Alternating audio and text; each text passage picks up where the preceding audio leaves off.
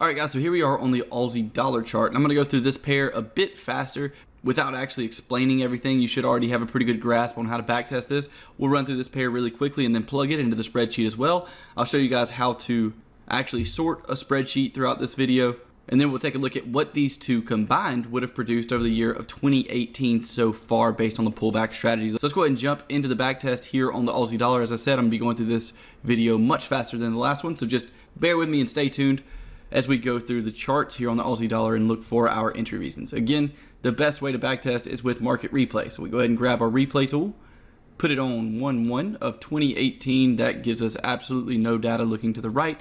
We'll click our play button and watch the candles as they come. Pause the video if we see something.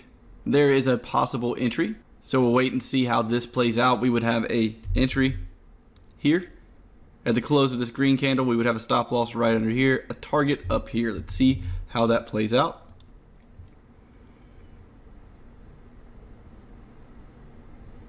All right, looks as though we would have been stopped out on that trade. We'll take a red arrow, bring it in, put it right there. We'll go ahead and hit play. That right there is going to be an entry. Let's zoom in and make sure that previous candle is actually red. As you can see, this previous candle is red. We have our 1, 2, 3 engulfing pattern right here. So that's our advanced entry on the 50 EMA, giving us an entry reason number 2. Let's see if that plays out. Our stop loss will be right down here after the entry here, target right up here. Hit play and see how that plays out. And that looks like it would have been a win. We'll go ahead and put a green arrow there. And that entry candle is there. Hit play. Continue to look for these entries. There's another entry right here. We have more than a 2 candle pullback after the creation of new highs. We have a 1, 2, 3 advanced engulfing entry right there on the entry. Stop under here. Target probably right above this previous candle that we just got to see. Let's go ahead and click play, and targets would have been hit on that trade. We'll go ahead and put a green arrow there and continue looking for our entry here on the Aussie dollar. Right here's an entry. The reason that's an entry is because we did just make new highs from our previous high. We also have a 2 candle pullback plus our 1, 2, 3 engulfing advanced entry. See where that trade goes. Stop loss would have been under here. Target probably back up here at these highs. See if the market makes it there. Yes, it does. We would go ahead and put a green arrow there. Click play again. Continue looking here on the Aussie dollar. Here's another entry right here. The reason that's an entry, we have new highs. We pull back by more than 2 candles, and we get our 1, 2, 3 engulfing candle, advanced engulfing entry right there. Stop loss would have been right down here up under where the market's been. Target probably right up here above 0.804. Let's see how that plays out. Looks as though we would have hit targets on that. We'll go ahead and mark that with a green arrow. Now we're still waiting on a bullish entry, guys. Right here is a bullish entry. We have a new high created here.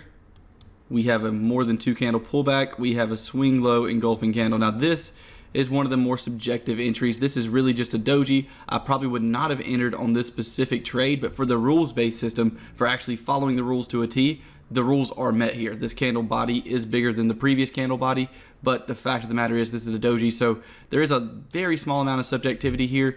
That probably would not have been an entry, but we're going to count it anyway on this back test just to follow the rules completely and to a T. And the more experience you have, the better you'll be able to locate situations like this and decide whether or not to place your entry. As you can see, that was in fact a losing trade. Now we have another entry. After our loss, what can we wait for? A pullback that touches the 50 EMA. This candle ended up touching the 50 EMA here. So what we're doing is looking for targets up here somewhere. We'll see if that actually happens or not. And it did not. We ended up losing that trade. Place that right there. Click the play button. There's an entry. We have a market pushing down into new lows, breaking below the 50 EMA. 1, 2, 3 engulfing entry right here. Click play and see if that worked out. And yes, it did. Green arrow here. We'll continue here on the Aussie dollar. We may just do a couple more trades here on this pair. Hopefully by now you're really starting to understand and comprehend how to backtest this strategy. So we'll probably look at a couple more trades here, and then I'll go ahead and do the entire backtest without recording it because I don't want this video to get as long as the last one. Then I'll show you guys how to combine different pairs in the spreadsheet. And we'll take a look at the spreadsheet with the Aussie dollar and Canada Swiss inside of it for 2018 to see how it performs. So let's go ahead and look at just a couple more trades here. All right, there's an entry, guys, right here. We have our 1, 2, 3 engulfing pattern. Our advanced entry under the 50 EMA after the market breaks into new lows. So that's going to be an entry right here. Stop loss right up here. Target breaking into new lows. Let's see what happens.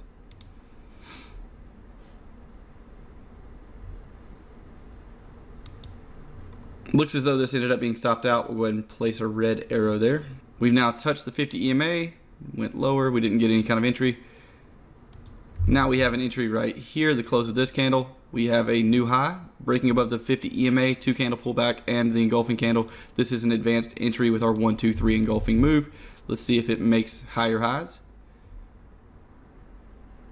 We in fact do there for a second, but it doesn't look like that would have hit targets quite yet, and looks as though at this point we would have been stopped out there, so that would have been a loss. All right, guys, so what I'm going to do is go ahead and test the rest of this data here on 2018, plug that into a spreadsheet for you, and we'll take a look at that combined data. We'll also take a look at how to combine data in a spreadsheet and put it correctly formatted by the date. So what you want to have in a backtesting spreadsheet is the correct date and time for each trade. That way you can put them in order and see how the strategy actually performed in the same way as if you were to actually place the trades. We'll talk a little more about that when we hit the spreadsheet. We're heading over there now, so I'll see you guys over there. Okay, guys, so here we are on the spreadsheet, back on the spreadsheet. Now we have combined data. We have the Aussie dollar here at the bottom. We have the Canada Swiss at the top, and we have all of our numbers still, right? We have our average pips won and lost, our total pips, our total trades, our winning percentage. We have everything we need except our drawdown and our percentage gain. While our percentage gain will probably stay the same, the drawdown is going to change. And let me tell you why it's going to change. In the spreadsheet, we have all these numbers plugged in, right? We have the Canada Swiss and the Aussie dollar numbers plugged in, but the problem is they're not in the correct order when it comes to date.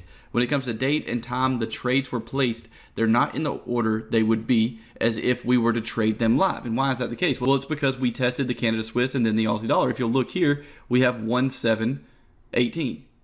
And then we have 1.1118. Well, in reality, if we were actually trading this strategy on these two pairs, 1.718 would have been directly followed by 1.918, not by 1.1118. So that's why the drawdown is actually calculated by the order the trades are in. So that's why we have to actually go through and plug these trades in with the correct date. And the easiest way to do that is to open up a brand new spreadsheet. You can do so at the top left. You can see where I'm at. I'll go ahead and point that out for you guys. Right up here is where I'm looking at the top left. You can go there and just click new. So once you have that, we'll minimize that for now. We're going to take and copy just from the pair over to position 1. We're going to copy that all the way down to the last trade we recorded. Copy. We'll open back up that brand new spreadsheet, and now we'll go ahead and paste that in. So now we have all of our trades pasted in here. What do we do next? Well, here's our date, the date for our trades. What we need to do is click the column that the date of our trades is in, just a whole column, meaning click C if the date of your trades is in C. Click C. C will highlight that entire column, and we need to sort these ascending, meaning sorting them from least to greatest. So what we're going to do is go up here to the sort tabs, and I'll point these out for you too.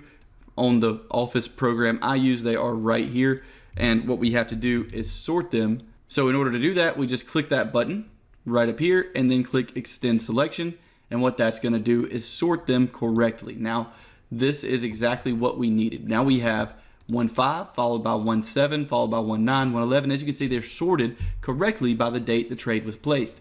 If you want to get the blue and white back to the correct order, all you have to do is take the top two, click the paintbrush or the clone formatting tool, and drag that all the way down. Once you have that done, everything should be correct yet again. So now we will take this new information we have, and I know I'm going quite fast, guys, but rewatch this if you have to. This information is now correct, meaning it's sorted by date. It's all in the correct color scheme that we had before, and it's ready to go back in the spreadsheet so we can calculate our backtesting results correctly based on date. Now we just have to copy it out of the new spreadsheet we just made. We can minimize that now. We'll take and paste this information in right here. So now we have it pasted in. Now we actually have our drawdown. We have the correct everything in our spreadsheet based on those two pairs. And this is the exact process you'll go through, whether you test 2 pairs in 30 or 40 trades or 5 pairs in 500 to 1,000 trades. It's going to be the same exact process. So this is just me showing you guys how to sort the information correctly by date inside of a spreadsheet. And this is how you would do that. As you can see now, our drawdown has changed a little. We had a 5.8% drawdown, I believe, last time, and now we have a 4.08% drawdown. The reason we changed that is because we changed the order of the trades to the correct order based by date. Again, I know that was quite fast, guys, but I wanted to get through that pretty quickly. It's not a very difficult concept to comprehend, but if you did have trouble, make sure you just go back, rewatch the video, and I'm sure after a couple of times, it'll start to make sense to you. But now we have the Canada Swiss and the Aussie dollar. You can see that we have a 74% winning percentage. So the Aussie dollar performed a little bit worse than the Canada Swiss, still performing at a decent rate and managing to give us over a 34% return so far in 2018 using just these two pairs. Next up, I'm going to plug in another one of my favorite pairs into the spreadsheet in the next video. I'm going to show you guys how to optimize the spreadsheet. We'll go over sorting it again, and then we'll go over optimizing the spreadsheet for the best pairs to trade in your portfolio. So at this point, guys, you have everything you need to start backtesting on your own, putting those numbers into a spreadsheet, and then the next video will show how to sort those numbers by date correctly again, as we just did in this video. Plus, we'll go over how to actually optimize the things you need to look for when optimizing for having the best pairs in your portfolio for the specific strategy that you're trading. So again, 2 of my favorite pairs, and this is not me telling you not to backtest these. It's actually essential that you still backtest them even though you know I trade them. Yes, I trade the Aussie dollar and the Canada Swiss with this strategy. Do not take my word for it that these strategies perform well over time. As we said in the beginning of the course, if you choose not to backtest yourself, you're shooting yourself in the foot when it comes to your trading success. I think your likelihood falls dramatically. Your likelihood of being successful at trading falls an insane amount if you decide not to backtest yourself. So although I'm telling you the Canada Swiss and the Aussie dollar are some of my favorite pairs to trade this with, do not take my word for it. Make sure to test these 2 plus other pairs on your own. But having that information, you can start with the Aussie dollar and the Canada Swiss plus the other pair we're going to discuss in the next video. I'll see you guys in that next video. We'll talk about optimizing your strategy, optimizing the pairs you trade, and overall making this strategy even better. See you guys there.